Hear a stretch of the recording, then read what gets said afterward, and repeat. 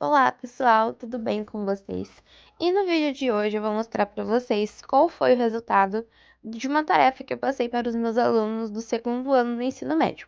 Essas foram as referências que mostrei em sala de aula, que foram a representação do beijo, e eles tiveram que fazer um desenho referente a isso. Vamos conferir o resultado.